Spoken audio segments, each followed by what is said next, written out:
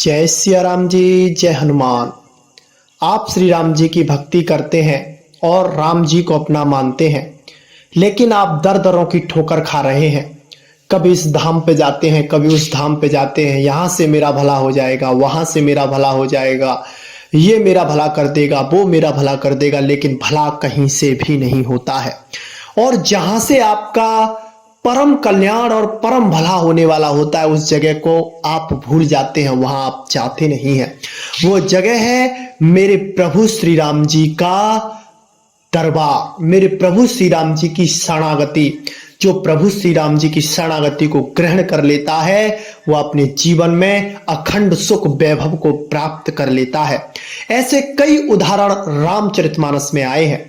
रामचरितमानस में यहां तक आया है कि राम नाम के जाप के प्रभाव से बहुत से ऐसे श्री राम जी के भक्त हुए हैं जिन्होंने अपने प्रारब्ध को भी बदल दिया है। यानी कि प्रारब्ध को भी उनके सामने झुकना पड़ा है, क्योंकि उनके साथ संसार की वो शक्ति मौजूद थी, साथ थी, जो कि सब कुछ चलाने वाली थी, सारे ग्रहों को चलाने वाली थी, सारे नक्षत्रों को चलाने वाली थी, सारे भाग्यों को का निर्धारण करने वाली शक्ति मेरे प्रभु श्री राम जी वहां पर थे। आप इस चीज से ले लीजिए, आपको हम उदाहरण के माध्यम से समझाते हैं कि इनका भाग्य कैसे बदला।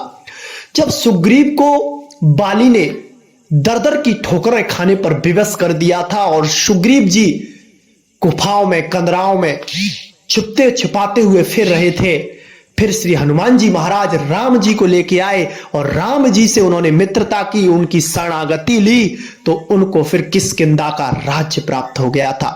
क्या उन्हें लगता था कि उन्हें राज्य मिल जाएगा? अरे वो तो अपनी जान बचाते हुए फिर रहे थे। उन्होंने सपने में भी नहीं सोचा हुआ कि बाली को हराकर वह किष्किंधा का राज्य प्राप्त कर सकते हैं, लेकिन उनको किष्किंधा का राज्य मिला और अखंड राज्य मिला। यह कैसे हुआ? यह हुआ जब वह प्रभु की शरणागति में आए, जब प्रभु से उन्होंने मित्रता स्थापित की। जब एक संत भगवान से किसी का संबंध स्थापित करवाता है तो वह संबंध अचल हो जाता है, फिर उस संबंध को कोई तोड़ने वाला पैदा नहीं होता है। हनुमान जी महाराज संत हैं, साधु हैं, सत्संगी हैं, और वह श्री राम जी को सुग्रीव के पास लेके आए और उनसे मित्रता उनकी बांधी, मित्रता की गांठ उनसे बांधी, और फिर वह किष्किंधा का खंड राज्य प्राप्त कर गए और उन्होंने अपने प्रारब्ध को भी बदल दिया। अब आप विभीषण जी को ले लीजिए। विभीषण जी को लात मारकर लंका से बाहर निकाला गया था और विभीषण ने यह कभी नहीं सोचा होगा, हां उनके मन में यह भाव जरूर था कि मुझे लंका का राज्य प्राप्त करना है, और उनको मिला भी। लेकिन कभी भी जब रावण ने उनको वहां से निकाला था या फिर वह रावण की सानिध्य में जब तक रह रहे थे, तो उन्होंने कभी भी नहीं यह सोचा होगा कि मुझे भी लंका का राज्य मिल सकता है, क्योंकि रावण को हराने वाला कोई दूसरा था ही नहीं। अखंड ब्रह्मांड में सारे देवी देवता, सारी शक्तियां उसके सामने विवश थी, सारे ग्रह नक्षत्र उसके बंधन में थे, यहां तक कि काल भी उसके आदेश का पालन करता था। वो था रावण। तो उसको जब लात पड़ी, विभीषण जी को जब रावण की लात पड़ी, तो वह श्री राम जी की शरणों में आए, चरणों में आए, तो श्री राम जी ने सबसे पहले उन्हें लंकेश कह के संबोधित किया था और उनके भाग्य में जो भटकना लिखा हुआ था उसको मिटाकर उन्हें लंका का राज्य सौंप दिया था। यह सब किससे हुआ? राम नाम के जाप से हुआ, क्योंकि विभीषण जी दिन रात राम नाम जपा करते थे और विभीषण जी राम जी से स्नेह करते थे। और जब हनुमान जी महाराज विभीषण जी को मिले, क्योंकि जब तक भक्त की संत से भेंट नहीं होती है, जो परमात्मा को प्राप्त किए हुए होता है, तब तक उसे प्रभु श्री राम जी की सानिध्य, शरणागति प्राप्त नहीं होती है।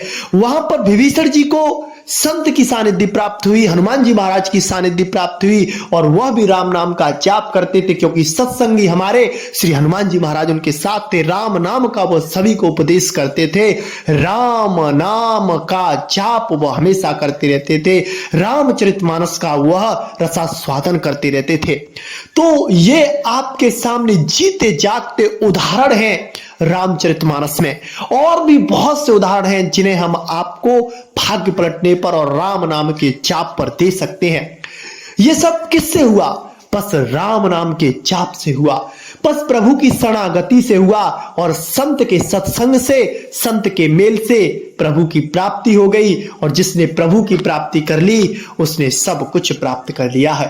तो आप इधर उधर ना भटके, कभी किसी सियाने मुल्ले के चक्कर में ना पड़े, किसी भी ज्योतिष आचार के चक्कर में ना पड़े। अगर आप राम के हैं तो आपको फिर किसी और से काम नहीं होना चाहिए, बस काम आपका राम जी से होना चाहिए। राम जी के पास ऐसी कौन सी चीज है, नहीं है, जो वो आपको दे नहीं सकते हैं। बस सच्चे हृदय से उनकी शरणागति को ग्रहण करें और आगे बढ़ते जाए। आज के लिए बस इतना ही। जय सिया राम, जय जय हनुमान।